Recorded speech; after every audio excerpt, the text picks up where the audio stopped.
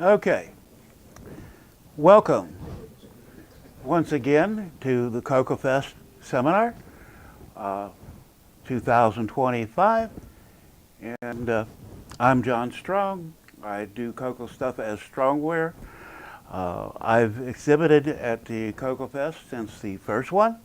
Now, I didn't have made every one of them. There's just that puts me in a small number of people who have been active that long in the CoCo community. Mark Millett was also exhibiting as a vendor at that point. I think that's the only two vendors that we have here now. Chris Hawks, of course, was here.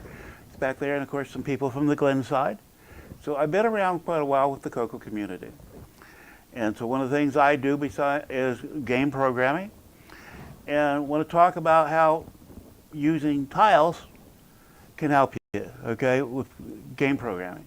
And of course, if you have something like the new Phoenix machine, the tiles has hardware built in. So it kind of matches, so it makes a good topic to talk about now, because I'm going to use some of my tools that I have built for the CoCo to be able to help bring games to the Phoenix as well.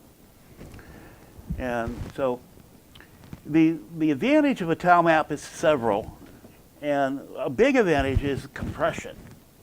You don't think of it as it is, but if we will bring up in the future, we'll see that sometimes the whole screen is just a few blocks of data is different in a game from the next page. And also there's a lot of data is repeated on the screen. So if we have a black background, or you can see down here in this end area, you have this blue area. Well, all that data is repeated. So if you can compress that, you're going to save a lot of time. And then on an 8-bit machine, loading that data takes time. And so if you can do a compression that decompresses quicker than it takes the time to load from your disk or whatever, you're going to save time in the system. Okay? I even found that when I was doing the MM1, I did some compressions on the graphics. And the floppy drive was slower, a lot slower than it took the time for me to decompress it. So it made a big difference on loading files and stuff in on doing that. So compression is a big thing as far as saving time, because it takes less time to load it. Two, we're memory constrained at some point. Even if you got a 2 meg CoCo, as a game developer, I'm not probably going to not develop for you as a 2 megs, because a 512 was for the best I could expect for. Okay, so you're going to develop with the lowest common denominator of what you think your client there can do, so you have the most people who can play the game. So minimal file size, or I may be targeting a cartridge. So again, I'm going to want to make everything to fit on that cartridge and manage that data. So the small amount of data I have, even if I have to decompress it, is going to help things. So TileMaps gives us a very organized way to do a one level of compression for it, and it makes a way to handle it. The way to think of it, if you realize that computers will have video character generators. The CoCo has it, okay, even on the CoCo 1. In fact, the CoCo VGA uses that fact to create something very similar to the TileMaps that we have here by generating it. The difference is, generally, a character generator is generally a single color and a background. Okay, you may have flashing and stuff built in, but this is all built in hardware. Well, on the CoCo, you don't have a hardware time map. The competitors in that area, like Atari, Commodore, CoCo, had some form of that. They may call it differently.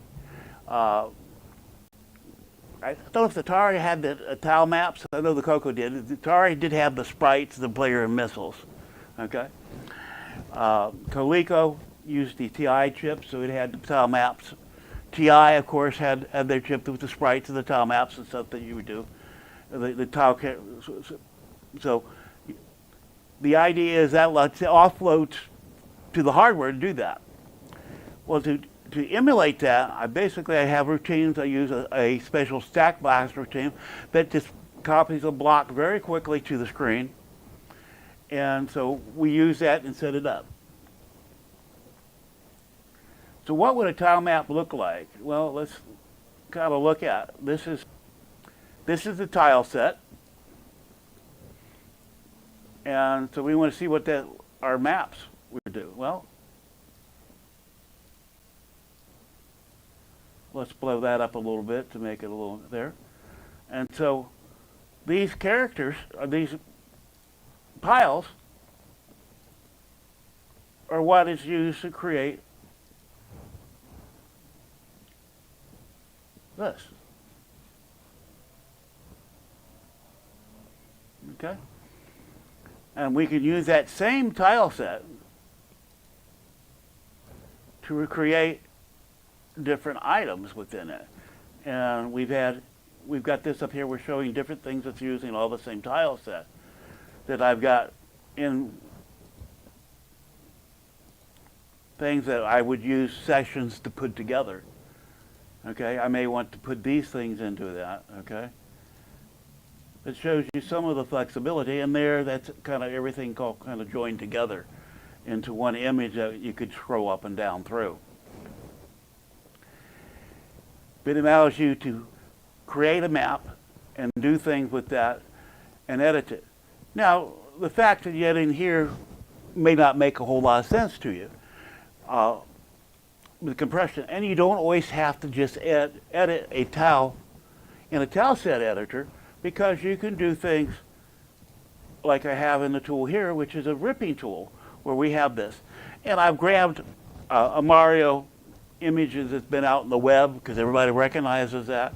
Doing a CoCo, I don't know if everybody will ever do one, because I don't want to get sued by Nintendo. Okay, but I can use this as an example of what's here. We got some images that we can do, the different levels with that. We have an entrance level to,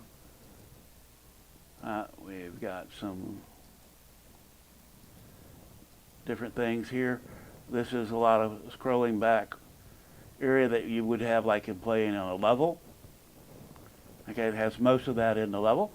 And so the fact that they are designed for using a hardware tile set means they're going to have a set size, if you're aligned right, that you can go and rip this into a set of tiles.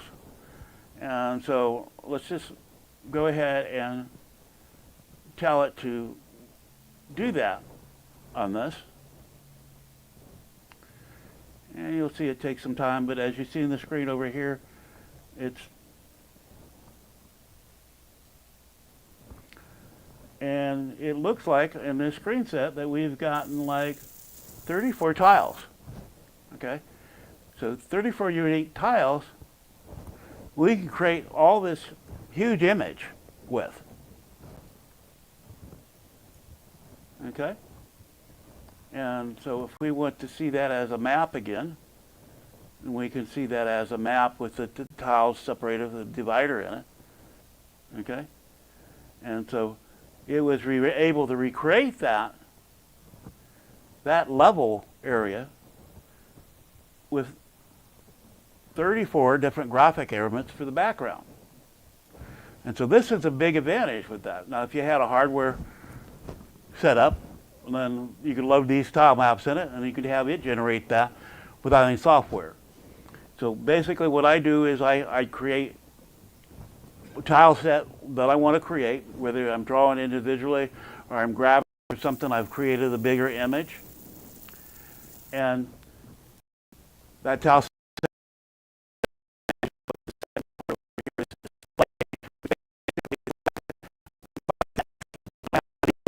55, and I have an array, and it is setting all these information in the array. And then you just walk through that and do that. If it was hardware, the hardware would take that data and translate that into your background for you automatically. This really kind of makes these handle things. A lot of things you can do with that. But like I said, you could take it from a full image, rip it out if you want to do that. Generally, when I'm creating something, I'm going to be creating it over here in the editor. And I'll have one of the maps up showing. So as I create a tile and create it, it'll show me in my map showing to go up. Any questions so far? I have a question, and maybe this is what you were alluding to, but can you start with an image and then have something decompose it into the individual? Yes. he wants to know, can you start, make it a little bit shorter what he did. Can you start with the image and make it a tile map? That's exactly what we just did before with the ripping tool. We started with the image that I had got on the web, edited it down so it didn't have the extra things they had on now. They had things like, oh, this is Super Mario Brothers map that you can go from, and it has this information, who did it. I edited that down, put in an image that I could capture, and I told it to take and pull those actual tiles out. So you can take it from the image, okay? Now, when you create, if you're creating that image yourself, you'll want to be aware of that you're going to have certain boundaries that you may want to place things special for that, so you generate the minimal number of tiles possible, okay? What tile size are you using? What? When you're taking an image and you're generating a tile map, what size of tile? Well, 32 by 32, 60 actually, I could set that to anything. to different ones, and let's see what I've got set on here. I've usually got, yeah, I've got a full set of here that I can rip these to, okay? From 8 to 8 to 64 by 64. But your example used what size? Just out of curiosity. This is the sample we're doing is 16 by 16, what's selected, I think, there. Let's see if that was the default on it, and we can just go ahead and rip that again. And That looks like it would be, yeah. okay, that looks like I was doing an 8 by 8, okay, on that. So say we want to do a 16 by 16. 8 by 8 is good for Atari one because they have an 8 by 8 tile size. And so if we were going to rip this at a 16 by 16,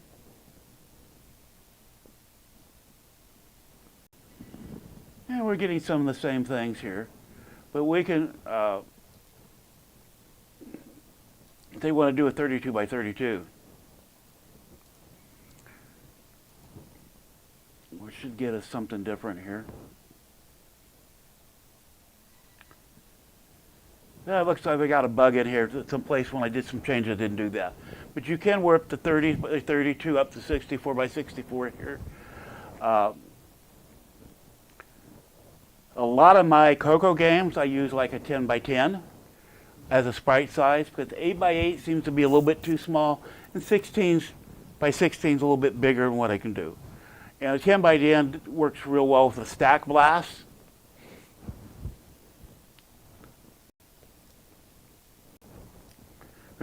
So you can do different sizes on that. It's just you're going to have to rip to whatever size you want to do. It's going to be best to either byte boundaries or whatever size you're going to do with your hardware. I've actually done tiles even on a CoCo 1 type game and doing that. It does create some extra problems because this was a scrolling game.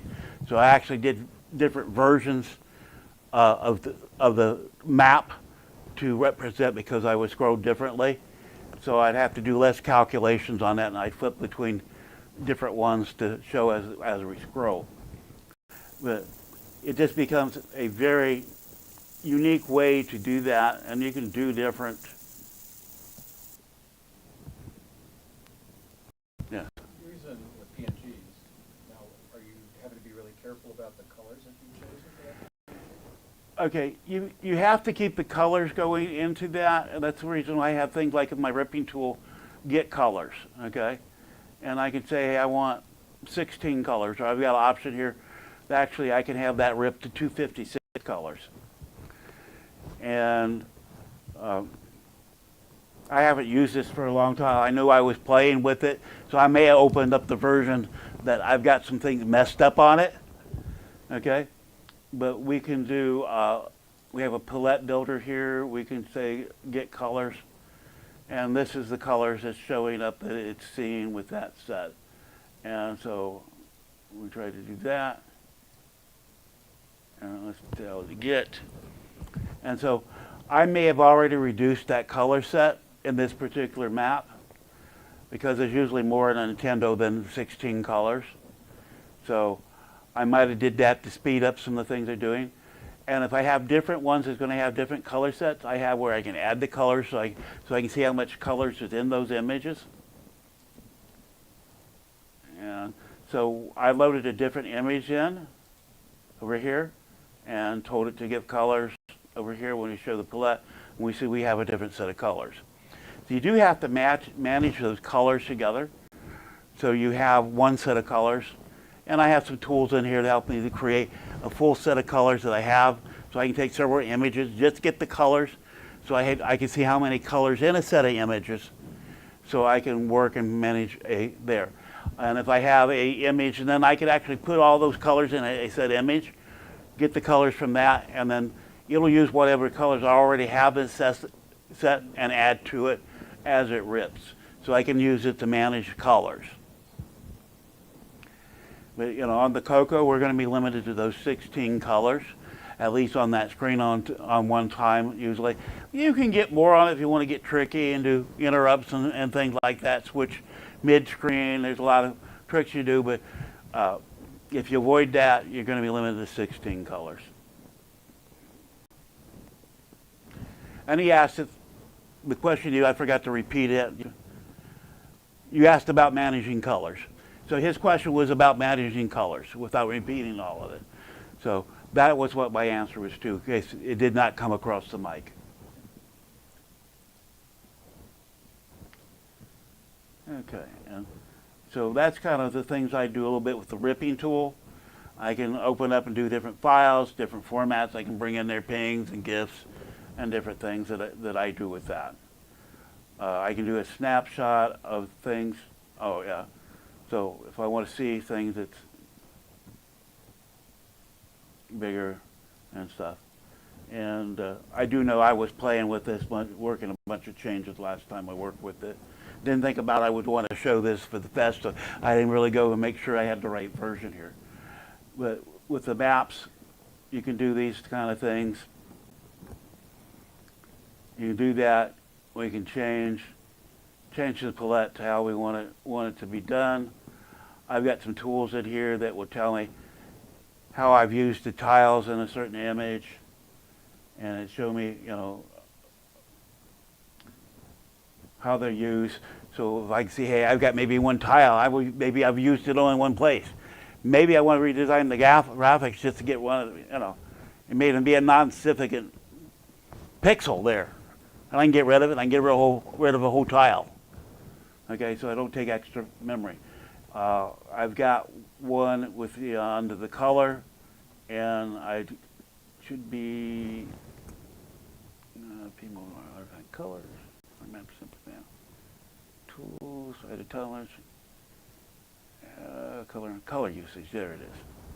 And then, so I have a tool that'll drop up and bring in the grid. Shows me my color usage. So we see a block here that has 100. This tile's used that many times. So black is really used because that's the background. Well, that's a 10 by 10 tile. Yeah, this is a 10 by 10 tile. Yes, as it's showing the tile size down here. And if I want to change tiles, and so this gives me my usage. Okay, so say I want another color, and I find a place where I maybe only use this one or two times. Do I really need that pixel and that color there? Or is it something I may want to do an animation color I want to do a highlight I want to use for something else? It allows me to look at how I've used my colors, okay, to optimize that the best possible in the CoCo 16 colors. Okay.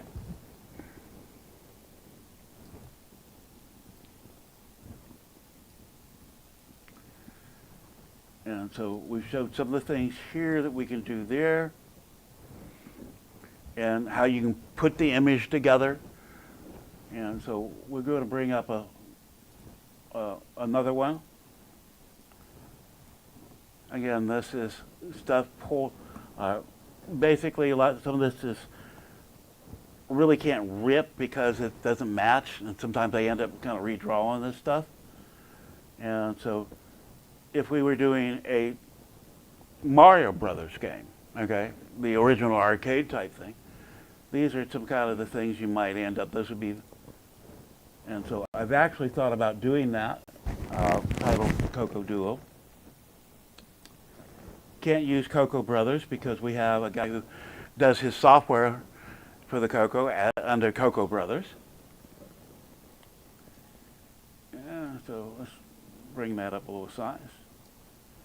So that actually, I have a tile set that actually on the CoCo that I'm using just to do that. So a lot of times I will use multiple tile sets in one game because on the CoCo I'm going to be flexing that, and I can actually even use different tile sets in that as long as I have a driver that will do that tile size.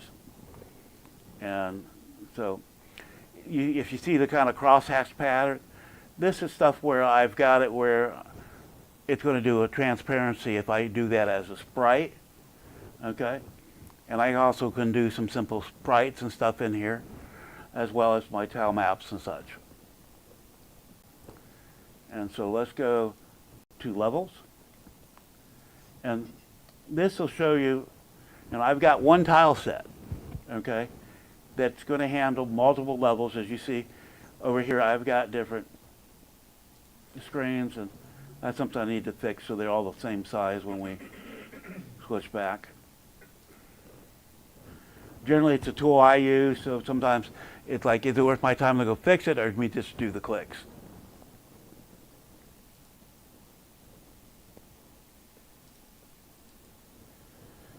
So you see there's some differences and some duplications across these things.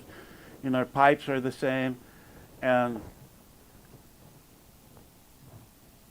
the bricks are the same. We have a pile block the same width between all of these things, okay? And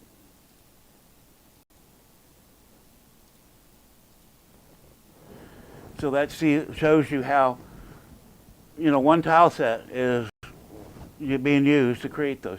So again, there's going to be a map created for that tile set. It's going to tell the software, or if you had the hardware, how this is displayed on the screen. And that tile map can be bigger than the screen, and you can use this to scroll and such.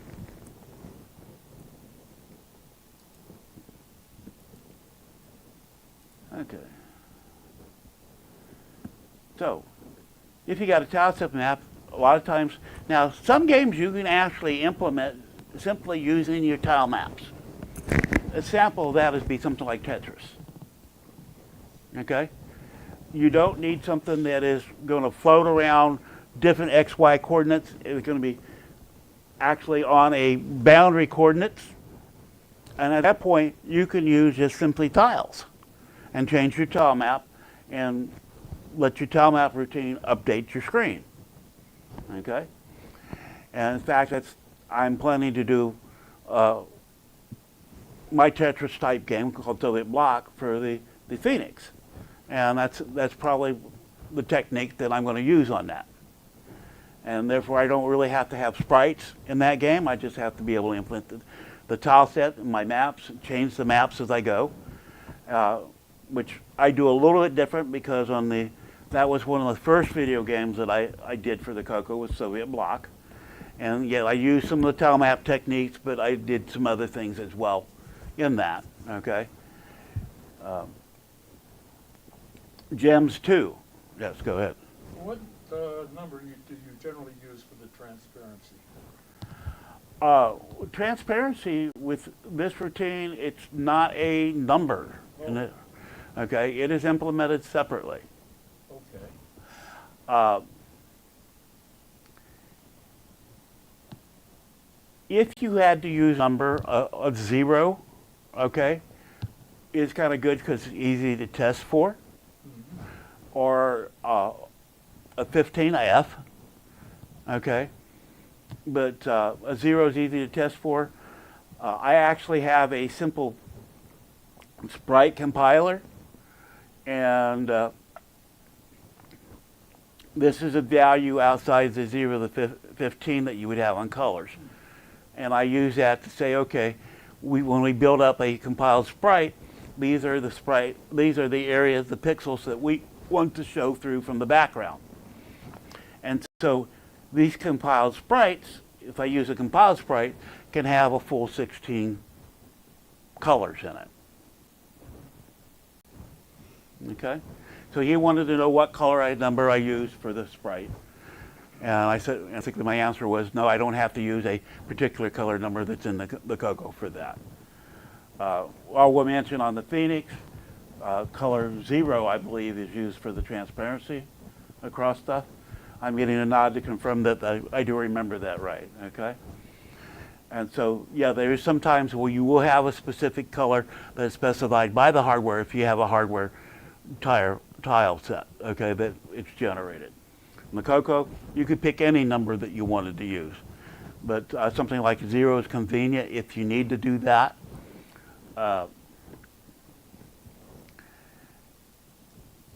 So, as you can see, we can do different things with that. Let's go to Sprite Builder. Okay, let's go current.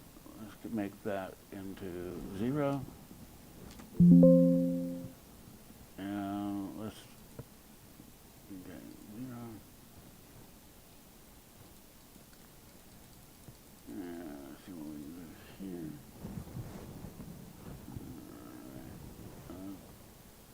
So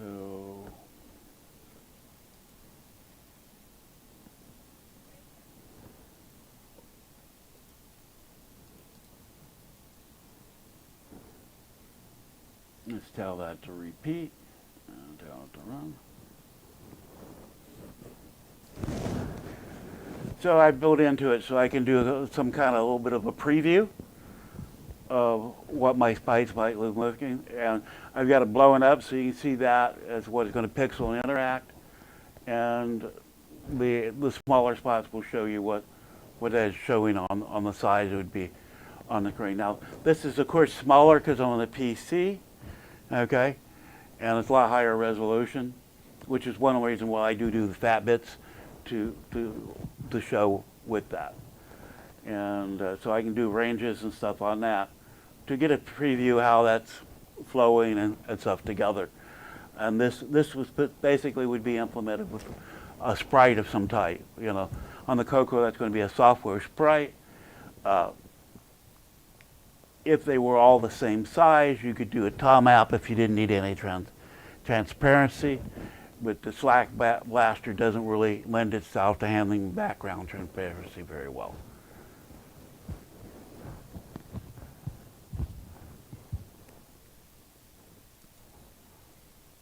Okay. Now, let's see what we have here. I'm going to leave this window open. And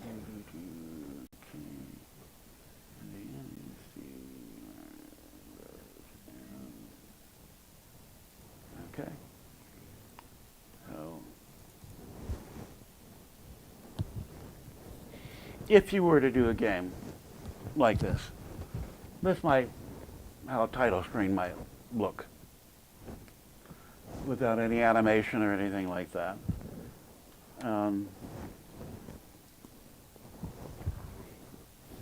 So you have a tile set creating this background map.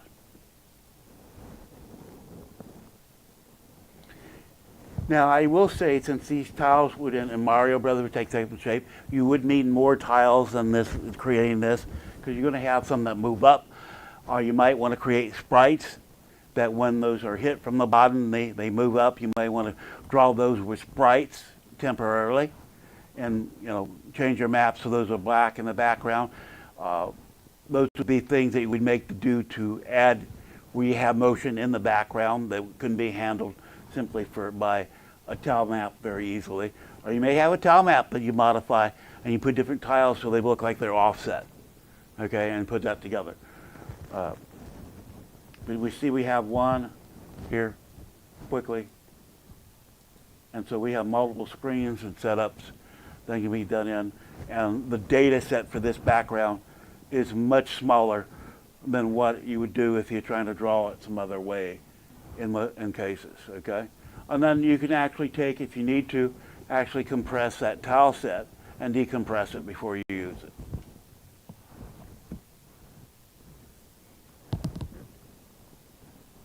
Any questions? Now, the Gems 2 game I did, it definitely uses the tile sets. I do have a sprite that does work for the mouse pointer, but pretty much everything else in the game is done through tile sets. Of course, I do have some text writing that I do, and I don't use the tiles for that because I have a font and I have font routines that will go in through that.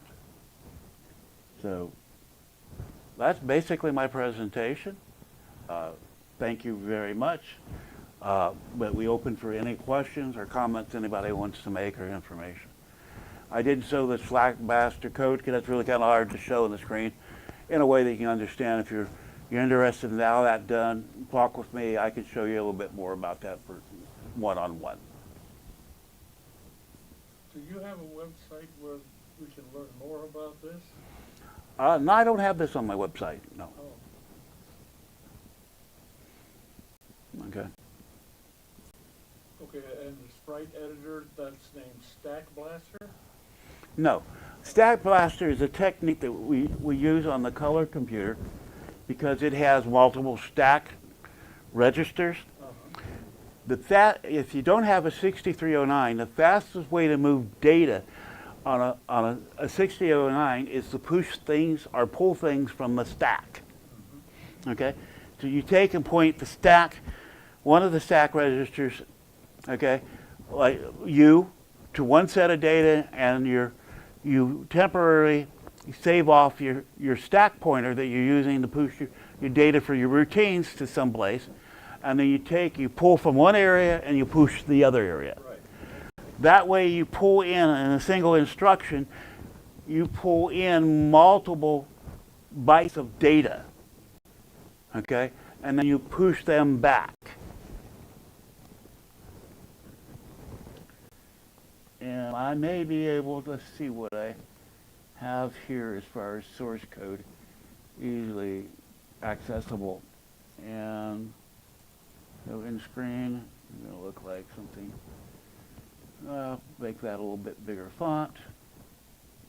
Yeah, so maybe 14, so it shows up very, very big. And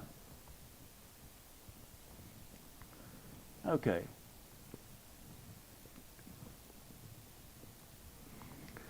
And the block size on this would be like a 8 by 8 probably. And so my Stack Blast routine is not real complicated, okay? I'm going to map in, I'm going to save my registers. We have coming into routine pointing to the data from the tile set. It is 8 by 8 pixels, I've got it there. And X is the screen position where we're going to put this at. And so if I'm doing a whole screen, that's going to be just that top of the screen. So I'm going to call a little routine that's going to map in my task registers, so my screen's mapped in and everything that's there. I mentioned we stack back. I'm going to save that stack coming in for this, the subroutine stack and everything that's there. You want to save that because when you come back out, you want to be able to get back to it. So we save that in a location.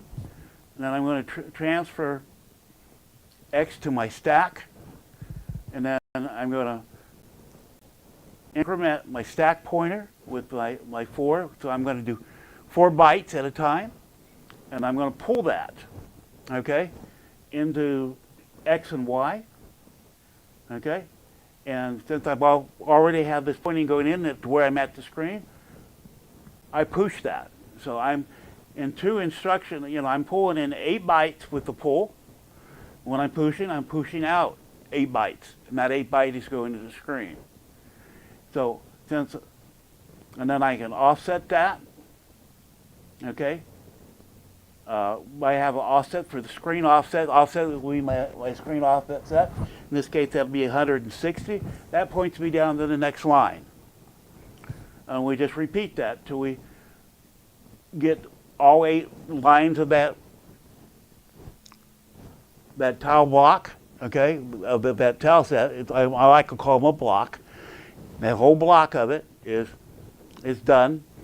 And then at that point, I'm going to load my stack back, so it's going to be, okay, and my stack is from my my variable there that I've got that I know it's in the system. And then I can pull everything that was, call this routine back from that, and I can map it out and return back to the subroutine. And I could even do faster because if I'm going to do a whole screen, I could write a routine that wouldn't do that. You know, wouldn't have to do the map back out, okay? Because we leave that mapped in until it's done. But that moves the screen very fast. You've seen it running on the emulator as I switched through pages. It did draw that whole screen pretty fast. And there's things I could do to make it a little bit faster. That, like that map in and out wouldn't need to be done each time when you do it. But it's fast enough, I haven't changed that. So each block. Also, when I map in and out, I'm getting the chances for interrupts to run or something like that that needs to run in the background. Okay? And so I mask the interrupts when I do that map in. So the stack blast is not interrupted until I draw one tile, that tile set, that block. And then interrupts are enabled, so anything else have to happen in the background. The timers that I have going on in a game, okay, which is part of the multitasking that's going on in the game. And then the routine that calls this will point everything to the next tile set block we need, depending what's in that tile map. And then we repeat this again. Okay.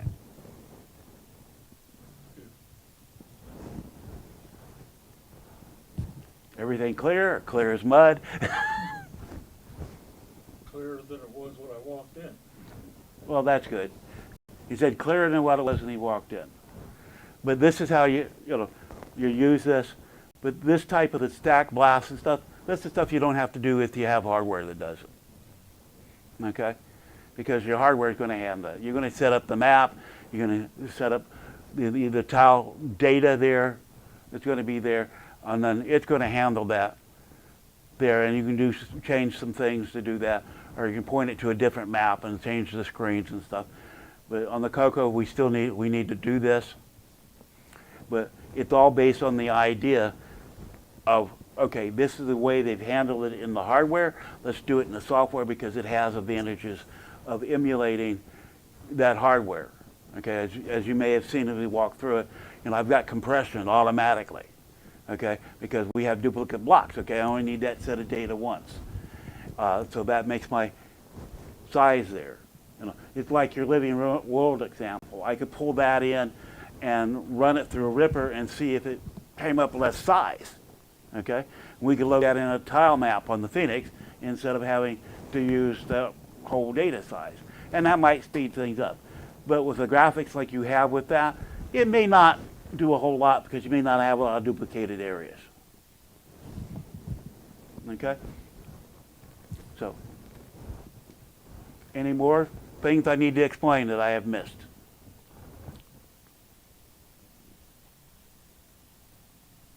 Okay.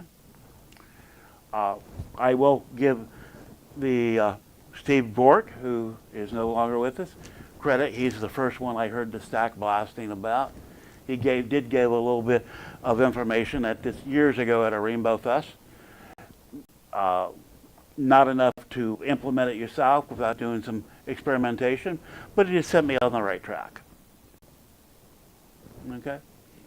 I've been looking at some source code in Nitros 09, and in certain places they are doing some stack blasting because of the fact where, especially in the cases where it's the version that doesn't use the 6309. Okay, the block transfer commands on the 6309 is faster than doing it with the stack blast.